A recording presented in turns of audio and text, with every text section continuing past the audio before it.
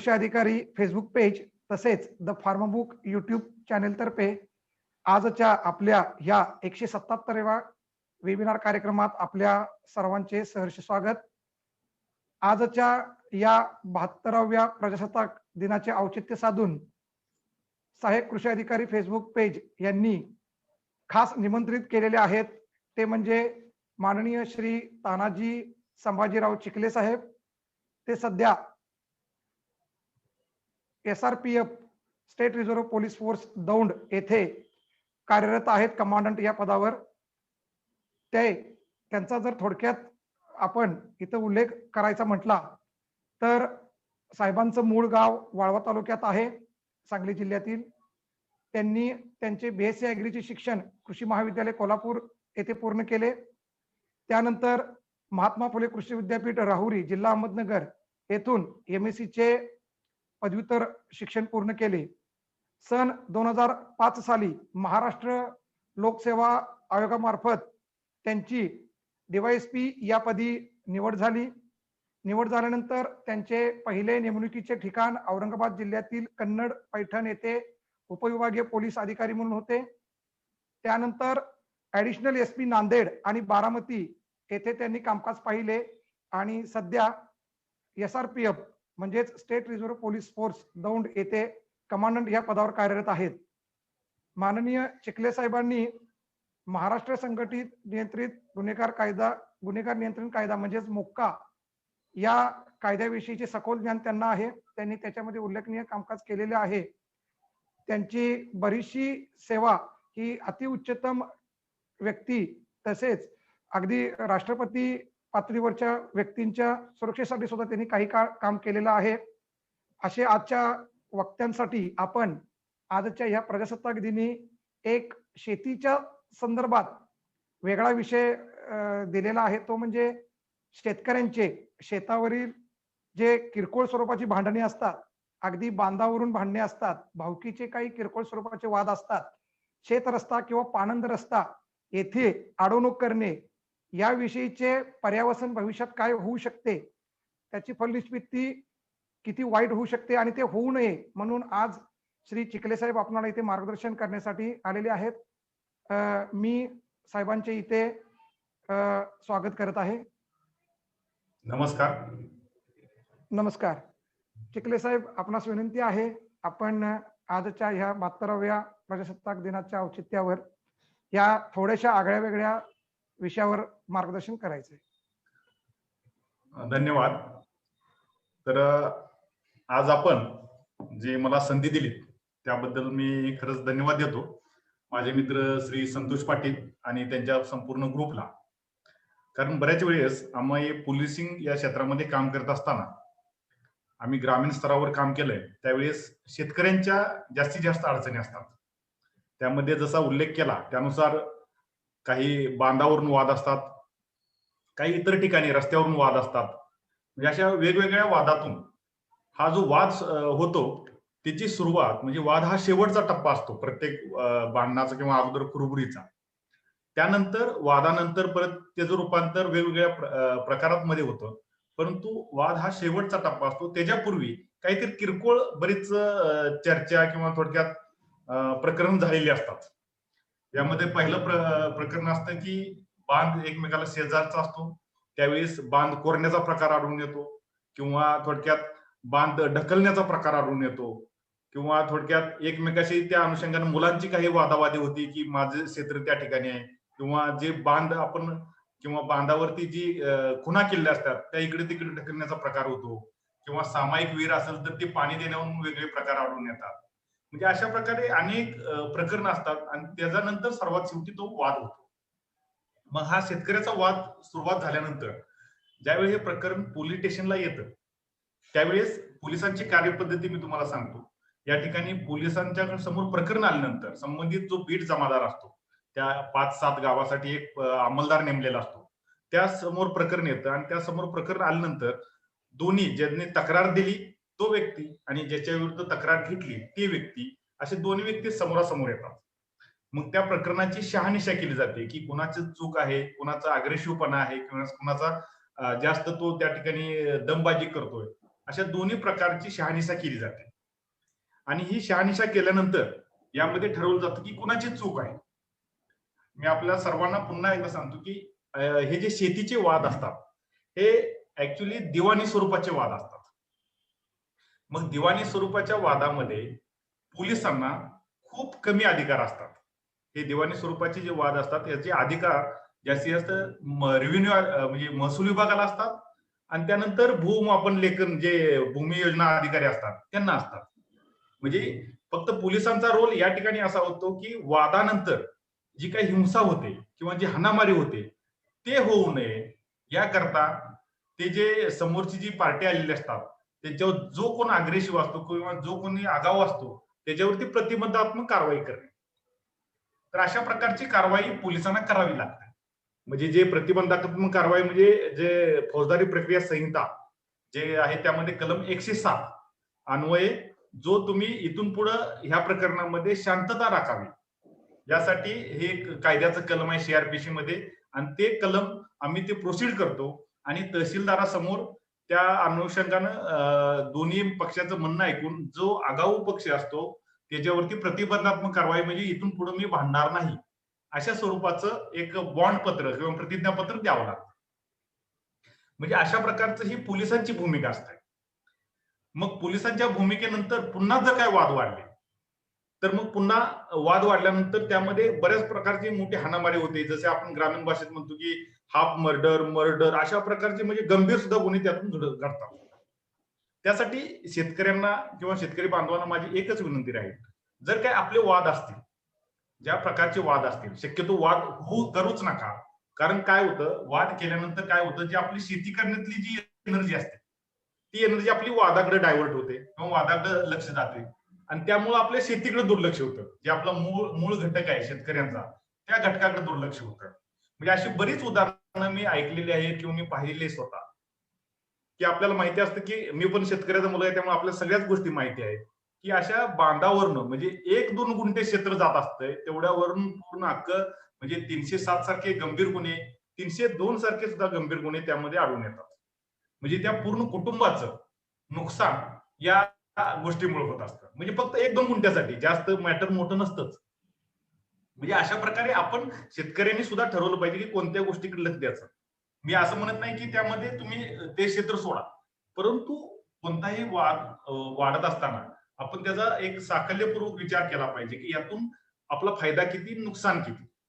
जर फायदा जास्त दिसत असेल तर नो डाऊट तुम्ही ते करा, परंतु या अनुषंगानं जर तुम्हाला कायदेशीर मार्गाने पुढे जाणं हे सर्वोत्तम मार्ग आहे यातला. म्हणजे बऱ्याच वेळेस काय होतं की आपण वादावादी करतो, बाचाबाची होते, हाणामारी होते, त्यानंतर आणखीन गंभीर गुन्हे होतात. त्यामुळे आपल्याला फार मोठ्या प्रमाणात झळ बसते. त्याकरता माझी सर्वांना विनंती आहे की या कोणताही प्रश्न आपल्या समोर उपस्थित राहिला शेती संदर्भात असेल, समजा बांधाचा प्रश्न असेल, पाणंद रस्त्याचा असेल, सार्वजनिक रस्त्याचा असेल, या सर्व प्रश्नासाठी काही कायदेशीर आणि वैधानिक बाबी या आपल्याकडे नमूद आहेत. त्याचा आपण वापर केला गेला पाहिजे. आता त्यामध्ये पहिली बाब की ज्यावेळेस बऱ्याच वेळेस आपण बघतो की मामलेदार कोर्ट ऍक्ट आहे जो 1906 चा आहे त्यामध्ये कलम 5 नुसार आपल्याला सर बांधावरनं जो रस्ता आहे तो करता येतो. त्याचबरोबर फौजदारी प्रक्रिया संहिता 144 कलम आहे. त्यामध्ये सुद्धा तहसीलदारांना रस्ता देण्यासाठी काही विशेष आदेश देण्याकरता अधिकार असतात त्यांना. त्यानंतर समजा जमीन महसूल अधिनियम आहे त्यातला जो कलम आहे 143 त्यामध्ये सुद्धा कोणताच शेतकऱ्याला ज्या ठिकाणी रस्ता नसतो त्या ठिकाणी सुद्धा रस्ता देण्याचे अधिकार तहसीलदारांना असतात. मग यामध्ये काय करतात की तहसीलदार दोन्ही पक्षांना ज्यांना रस्ता पाहिजे ते आणि ज्याच्या शेतातून रस्ता जातो असे शेतकरी दोन्ही शेतकऱ्यांची सुनावणी तहसीलदारासमोर केली जाते. आणि अशा वेळी जो रस्त्याचा ज्यांचा रस्ता म्हणजे शेती जाते रस्त्यामध्ये त्यांना तिथला ज्या बाजारभावानुसार ती जे ज्यांना रस्ता पाहिजे असतो ते शेतकरी वर्गणी करून त्यांना देऊ शकतात. म्हणजे अशा प्रकारचा आदेश शेतकरी आपले शेतकऱ्यांना तहसीलदार देऊ शकतात आणि त्यामुळे त्या ठिकाणी क्षेत्राला जाण्यासाठी रस्ता होतो. आता बऱ्याच वेळेस अशी अडचण येते की आपल्याला रस्ता मंजूर झालेला असतो किंवा पहिला वहिवाटीचा रस्ता असतो आणि त्यावेळेस तिथला जो शेतकरी असतो एखादा समजा अर्धांड शेतकरी असतो किंवा अडवणूक करण्याची सवय असते असे शेतकरी असतात ते शेतकरी त्याचा रस्ता अडवतात किंवा काहीतरी मध्येच नाली खोदतात किंवा रस्ता कमी करतात, अशा प्रकारचा अनुभव येतो आपल्याला. मग त्या रस्त्याच्या बाजूने जाणार किंवा रस्त्यावरून जाणारे शेतकरी असतात, त्यांच्यात थोडीशी वादावादी. मग अशी वादावादी टाळण्यापेक्षा शक्यतो माझं शेतकरी बांधवांना विनंती अशीच राहील, की कोणतीही वादावादी 100% टाळा. कारण त्याच्यामुळे नुकसान आपलंच होणार असतं. त्याला कायदेशीर किंवा वैधानिक अधिकार भरपूर आहेत आपल्याकडे. त्या अधिकाराचा आपण वापर न करता जर वादावादी केलं तर आपलं नुकसान होऊ शकतं.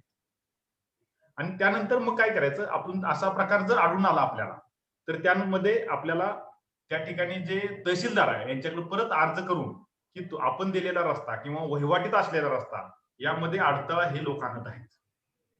त्यावेळेस तहसीलदार असा आदेश देऊ शकतात, की तुम्हाला आम्ही पोलीस संरक्षण देतो, त्या पोलीस संरक्षणमध्ये तुम्ही रस्ता क्लिअर करून घ्या किंवा रस्ता व्यवस्थित करून घ्या.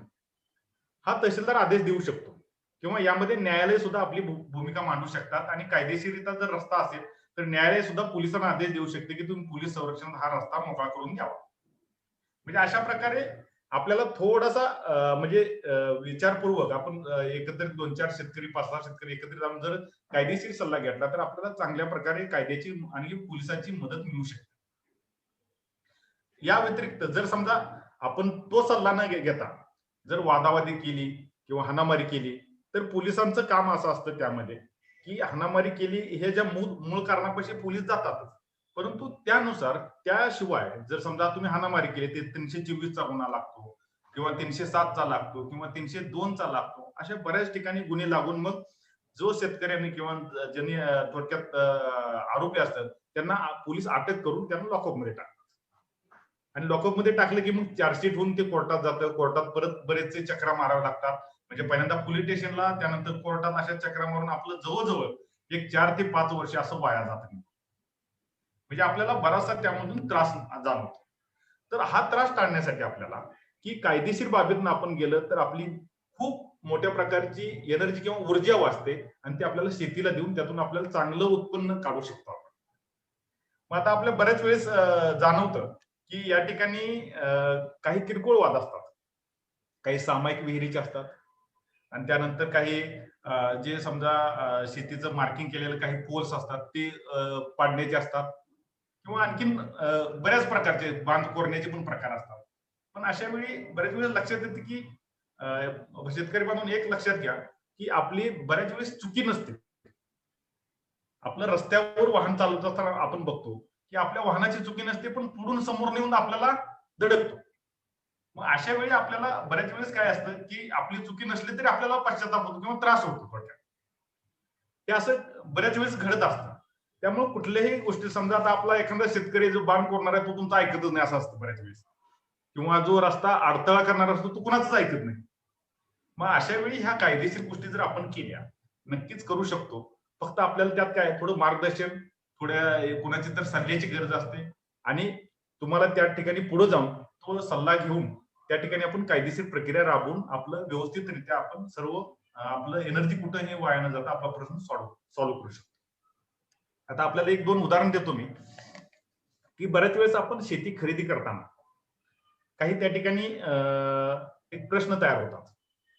म्हणजे मी एक खुलताबाद पोलीस स्टेशनचं एक उदाहरण देतो तुम्हाला. त्या ठिकाणी काय झालं होतं, एका शेतकऱ्याच्या नावानं जवळजवळ एक 80-85 एकर क्षेत्र लागलं होतं आणि ते ज्या व्यक्तीने घेणार आहेत त्यांनी सर्च रिपोर्ट म्हणजे सर्च रिपोर्ट काढला त्यांचा, तर ते 15, 20, 25 वर्षापासून ते शेतकऱ्याच्याच नावावर, म्हणून त्यांना सर्च रिपोर्ट मध्ये टायटल क्लिअर दिसलं आणि त्यानंतर त्यांनी क्षेत्र घेतलं. परंतु ज्यावेळेस हा गुन्हा दाखल झाला, तो गुन्हा दाखल केला वन विभागाने.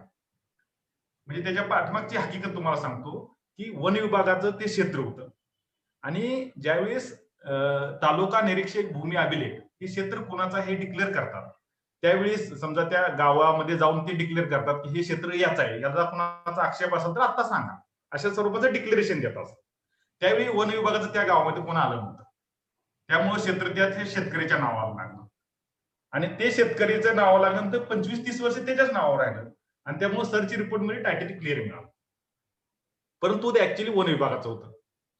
मग अशा प्रकारे आम्हाला 420 चा गुन्हा दाखल करून 468, 471 असं, म्हणजे तुम्ही थोडक्यात बनावटीकरण केलं किंवा डुप्लिकेटीकरण केलं, चिटिंग केलं, अशा स्वरूपाचं थोडक्यात गुन्हा दाखल केला आणि त्यामध्ये त्या मला शेतकऱ्याला जे घेणार आहेत त्यांना अटक करावी लागली. म्हणजे बघा, बऱ्याच वेळेस आपण काय करतो, शेतकरी अशा बऱ्याच गोष्टीमुळे अडचणीत येऊ शकतो किंवा गुन्हा दाखल होऊ शकतो. म्हणजे ते वन विभागाचं क्षेत्र होतं, पण वन विभाग त्यावेळेस डिक्लेरेशन किंवा तिने अपील केलं नव्हतं, त्यामुळे ती शेतकऱ्याच्या नावाला लागलं. शेतकऱ्याला ऍक्च्युअली ती माहिती असेल, पण तिने सांगितलं नाही. त्यामुळे तो शेतकऱ्यांनी जे घेणार आहेत ते पण अडकून गेले त्यात.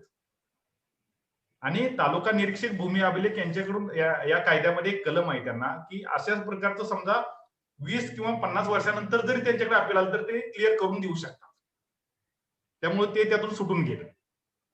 म्हणजे अशा स्वरूपाचं जे माझ्यासमोर जे उदाहरण घडलं ते तुम्हाला सांगतो. ह्या ज्या गोष्टी आहेत, बांधावरचा वाद किंवा शेती घेताना पण आपण सर्च टायटल किंवा क्लिअर टायटल असल्याशिवाय घेऊच नये. आणि आपण पण शेती विकताना आपलं पण क्लिअर टायटल कुणाला देऊ नये, कुणाला पण अडचणीत आणू नये. या प्रकारचं आपण जर थोडक्यात काळजी घेतली तर निश्चितपणे आपल्याला पण त्रास नाही आणि समोरचा घेणार आहे त्याला पण त्रास होणार नाही. म्हणजे अशा प्रकारच्या ह्या बारीक सारीक गोष्टी आहेत, परंतु ते आपण खूप करणं गरजेचं आहे. त्यानंतरचं एक उदाहरण सांगतो मी, की काही ठिकाणी बऱ्याच वेळेस आपल्याला जाणवतं, पैठणमध्ये मला अनुभव आला, की आपल्याला जे समजा आपलं क्षेत्र असतं त्याच्यामध्ये काही डुक्कर त्रास देतात म्हणून आपण इलेक्ट्रिकचं फेन्सिंग तयार करतो, त्यामध्ये करंट सोडतो. मग असंच एक प्रकरण झालं होतं पैठणमध्ये, की त्याने फेन्सिंग केलं, परंतु त्या ठिकाणी एका व्यक्तीनं एंट्री करता करता त्याचा त्यामध्ये जीव गेला.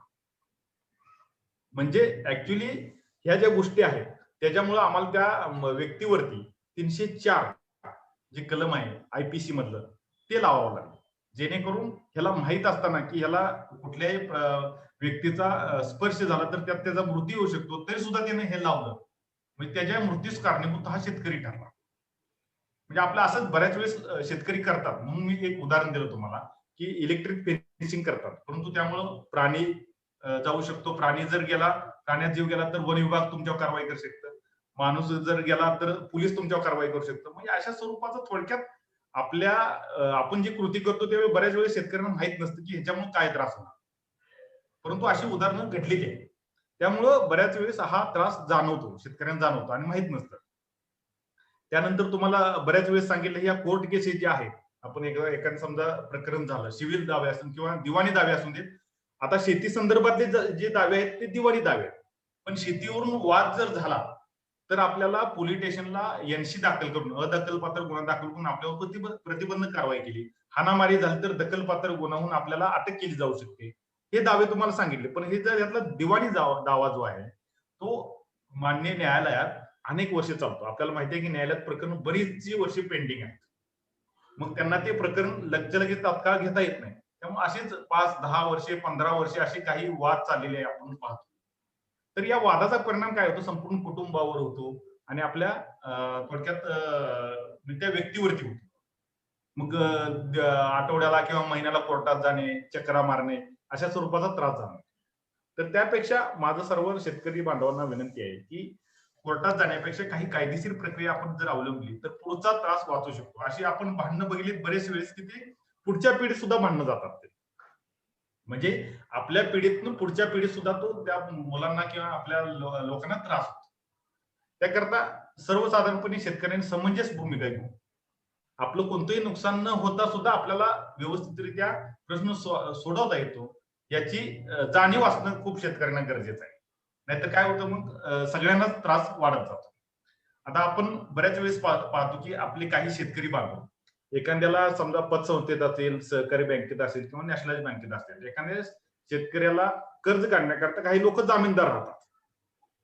आता जामीनदार राहण्याचा काय होतो प्रॉब्लेम, तो शेतकरी जर समजा काही कारणामुळे कर्ज भरू शकला नाही, काही कारण असतात शेतकऱ्याला भरू शकणार नाही, तर त्या कर्जाचा जो हप्ता आहे तो जामीनदार लोकांच्याकडून शेतकऱ्यांच्याकडून घेतला जाऊ शकतो. त्याकरता आपण ज्याला कोणाला जामीनदार व्हायचा आहे तो अतिशय व्यवस्थित चांगला शेतकरी असेल किंवा त्याची पत असेल तर त्याला जामीनदार व्हा. म्हणजे अशा प्रकारे तुम्हाला कायदेशीर बाबी यासाठी सांगतो की आपल्या शेतकऱ्याचं नुकसान होऊ नये. या आपल्याला माहिती आहे की बऱ्याच वेळेस जे दिवाणी दावे आहेत त्याचा कार्यवाही बऱ्याच उशीर चालते आणि त्यानंतर त्याचा निकाल लागतो आणि त्या निकालानंतर त्या निकालाची अंमलबजावणी हे करण्याकरता पोलिसांची आवश्यकता असते. समजा तुम्ही आता मोजणी कार्यालयात अप्लिकेशन केलं, अर्ज केला, मोजणी कार्यालयाचे लोक येतात प्लॉट वरती किंवा त्या सर्वे नंबर वरती मोजणी करतात आणि बऱ्याच वेळेस ती मोजणी म्हणजे 50% लोकांना मान्य नसते. मग काय होतं अशा वेळेस? मग अशा वेळी आपण जातो न्यायालयात की आम्ही मोजणी केली, आमचं सातबाऱ्याप्रमाणे क्षेत्र निघालं, तरी ती समोरची पार्टी आम्हाला ती देत नाही. मग अशा वेळेस काय होतं की मान्य न्यायालय हे पोलिसांना आदेश करतात की तुम्ही त्या ठिकाणी किंवा बेलीफचे आदेश करतात की तुम्ही त्या ठिकाणी जावा आणि जे क्षेत्र आहे त्यांना त्या ठिकाणी जेवढं क्षेत्र आहे ते कोर्टाचा बेलीफ जो मोजून देईल त्याप्रमाणे त्यांना ताबा द्या. मग अशा प्रकारे पोलीस त्यामध्ये आपला रोल तयार करतं. पोलिसांचं जी संरक्षण फी असते ती भरावी लागते आणि त्या संरक्षण फीच्या आधारे पोलीस त्या ठिकाणी स्पॉटवरती येतात, प्रत्यक्ष घटनास्थळी येतात. जे तालुका निरीक्षक भूमी अभिलेखचे लोक असतात ते मोजून देतात. त्यानंतर त्या ठिकाणी मार्किंग करावी लागते. म्हणजे अशा स्वरूपाचं एक कार्यवाही म्हणजे न्यायालय, त्यानंतर तालुका निरीक्षक भूमी अभिलेख आणि पोलीस यांच्या संयुक्त विद्यमानं तुमच्या प्लॉटवरती होऊ शकते. पण ही कायदेशीर कारवाई झाली आणि ह्याचा चांगला परिणाम दिसतो की परत त्यानंतर कोणीही आपल्याला त्रास देत नाही. म्हणजे अशा स्वरूपाच्या कायदेशीर प्रक्रिया राबवून जर आपण गेलो तर निश्चितपणे त्या ठिकाणी आपल्याला चांगल्या प्रकारची मदत मिळते. आणि नेहमी लक्षात ठेवा की बऱ्याच वेळेस आपल्याला बऱ्याच गोष्टी माहीत नसतात. आपण आता समजा शाळेत गेलो तर बऱ्याच गोष्टी आपल्याला माहीत नसतात किंवा एखादा उद्योगधंदा करताना बऱ्याच गोष्टी माहीत नसतात. तर ते आपण एकमेकाला विचारून करतो. तसं मला वाटतं की शेतकऱ्यांनी सुद्धा जर आपल्यातला कोण चांगला शिकलेला शेतकरी असेल किंवा एखादा चांगला शिकलेला आपल्यातला माणूस असेल किंवा आणखीन अनेक शेतकऱ्यांशी चर्चा करून यामध्ये एक चांगलं मार्गदर्शन घेऊन त्या दृष्टीने पुढे जाणं खूप आवश्यक असतं. बऱ्याच वेळेस काय होतं की आपण आपल्या पद्धतीनं समजा घरामध्ये एक 3-4 मुलं असतात, चांगले पैलवान असतात. मग त्यामुळे आपण काय करतो, कसा घेतो ते बघतोच मी. माझं क्षेत्र असताना कसं काय घेतो तू? म्हणजे अशा स्वरूपाचं आपण काय करतो, वादावादी करतो, तिथं काहीतरी वाद होतात. मग काय होतं, जमिनीचं मूल्य असतं कमी आणि त्याचं मूल्य आपण जास्त आपल्यालाच काढावं लागतं. त्यामुळं नक्की कमीत कमी तुम्ही पहिल्यांदा जो पहिला मुद्दा आहे, जो काही वाद उत्पन्न झाले, तर पहिला मुद्दा हा चर्चेचा घ्या. दुसरा मुद्दा हा कायदेशीर प्रक्रियेचा घ्या आणि त्या मुद्द्यातून आपले प्रश्न सुटतातच. असा कुठलाही प्रश्न नाही की त्या व्यतिरिक्त राहू शकेल. त्यामुळे ह्या गोष्टी शेतकरी बांधवांना करण्यासाठी मला वाटतं बऱ्याच ठिकाणी आपण बऱ्याच माहिती उपलब्ध असतात. काही स्वयंसेवी संस्था सुद्धा आपल्याला त्या ज्या ज्ञान देऊ शकतात. काही विधी सल्लागार सुद्धा असतात, की बऱ्याच ठिकाणी पंचायत समितीमध्ये असतात. काही मोठे शेतकऱ्यांचे गट असतात, त्यांना सुद्धा ते सल्ला देऊ शकतात. म्हणजे अशा स्वरूपाचे भरपूर मार्ग आपल्याकडे उपलब्ध आहेत. पण आपण काय करतो, बऱ्याच वेळेस शेवटच्या मुद्द्यावर, शेवटच्या मार्गावर जातो. मग ते न जाता पोलिसांचं पण सांगणं तसंच असतं, की तुम्ही पहिल्या चर्चा करा, कायदेशीर मार्ग आहे, तहसीलदाराकडे जावा. मग ह्या चर्चा करून तुम्ही ते प्रश्न सॉल्व्ह केला पाहिजे. आता आपण बऱ्याच वेळेस पाहतो, की पोलीस संरक्षणाकरता थोडीशी अडचण येऊ शकते. कारण काय होतं, आपण पोलीस स्टेशनला जातो. पोलीस स्टेशनला गेल्यानंतर आपण अर्ज देतो पोलीस संरक्षणाकरता. पण ऍक्च्युअली पोलीस संरक्षण देण्याचं काम हे पोलीस स्टेशनचं नसून जिल्हा पोलीस अधीक्षक असतात, म्हणजे एसपी साहेबांचं असतं. ते पोलीस स्टेशन कडून तुमचा अर्ज, तुमच्या काही ऑर्डर्स झाल्या असतील किंवा तहसीलदाराची ऑर्डर असेल पोलीस संरक्षण देण्यासंदर्भात, तो अर्ज पोलीस स्टेशन कडून आपल्या जिल्ह्याच्या मुख्यालयाला जातो, पोलीस एसपी साहेबांच्याकडे जातो. एसपी साहेब ते पाहून चेक करतात की तुम्हाला देणं योग्य आहे का. कारण बऱ्याच वेळेस काही त्यावेळेस इलेक्शन निवडणुका असतात, काही व्हीआयपी मुवमेंट असतात, काही प्रॉब्लेम असतात. त्यामुळे ते पोलीस संरक्षण पुढच्या थोड्या दिवसानंतर देऊ असं सांगतात. म्हणजे अशा स्वरूपाचं ही कार्यवाही झाल्यानंतर मग ते पोलीस स्टेशनला खालचे आदेश देतात, तुम्ही या व्यक्तीला पोलीस संरक्षण देऊ शकता. मग त्या प्रकरणाच्या तीव्रतेवरून ते ठरवतात की तुम्हाला 1 द्यायचा पोलीस का 2 द्यायचे का एक अधिकारी 3-4 पोलीस द्यायचे, महिला पोलीस द्यायचे का, हे ठरवतात. त्यांचं जे काही संरक्षण फी असतात ते तुम्हाला सांगतात. त्यानुसार तुम्ही भरून त्या दिवशी पोलीस संरक्षण घेऊ शकता. आता ह्यात शेतकऱ्यांना बऱ्याच वेळेस त्रास जाणवतो. यासाठी म्हणतो की पोलीस संरक्षणाची तारीख, त्यानंतर तुमच्या तालुका निरीक्षक भूमी अभिलेखाची तारीख, तहसीलदार मधनं जो व्यक्ती येतो तिची तारीख, हे जुळणं खूप थोडंसं अवघड पडतं, त्याला त्रास होतो. परंतु बऱ्याच वेळेस हा त्रास झाल्याने एकदा परवडतो. परंतु वादावादी करून कोर्टात प्रकरण गेलेल्या आणि कोर्टाच्या पायऱ्या चढायला लागणारा वाद अजिबात परवडत नाही. तो खूप मोठा त्रास असतो. आपल्या घरातील जे व्यक्ती आहेत त्यांना सुद्धा सांगा आपण, की अशा स्वरूपाचे जे वाद असतील ते सामोपचारानं, कायदेशीर प्रक्रियेनं सोडवणं हे सर्वात चांगलं. आणि आपण पाहतो की बऱ्याच वेळेस आमच्या आटपाडी जत, मी सांगलीचा आहे, आटपाडी जत तालुक्यामध्ये शेतीच्या वादावरून 3-3, 4-4 मर्डर झालेले आहेत. मी ज्यावेळी एकदा जेलमध्ये व्हिजिटला असते आमची, त्यावेळेस विचारतो त्यांना, जे जेलमध्ये लोक असतात त्यांना, त्यावेळी जत तालुक्यातले जास्त प्रमाण आहे त्या ठिकाणी. शेतीच्या वादावर, किरकोळ वाद असतो. परंतु एक थोडक्यात जो त्यावेळेस जो राग आलेला असतो, जो हिंस्त्रपणा आलेला असतो, त्याचा परिणाम भरपूर मोठा होतो आणि त्याचा परिणाम पूर्ण ती पिढी आणि पुढची पिढी अशा दोन्ही पिढींना भोगावा लागतो.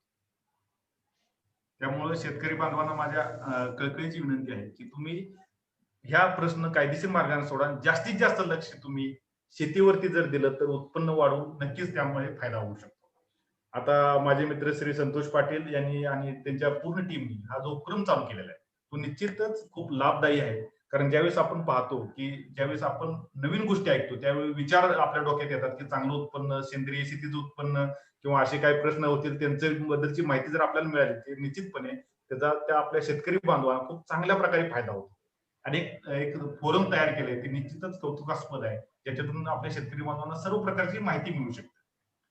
तर मला वाटतंय माझा जो अनुभव आहे ते म्हणजे मागच्या 15 वर्षातला जो अनुभव आहे 2005 पासून 2020 पर्यंत, त्या अनुभवातली जी जी प्रकरणं आपल्या समोर आली त्या संदर्भातला मी दाखला देऊन आपल्याला बरीचशी माहिती दिली आहे. त्यामध्ये जर आणखीन काय माहिती असेल तर आपल्याला वाटतं आणखीन नवीन सेशन ठेवलं तरी चालू शकेल. धन्यवाद. अगदी बोला. धन्यवाद सर.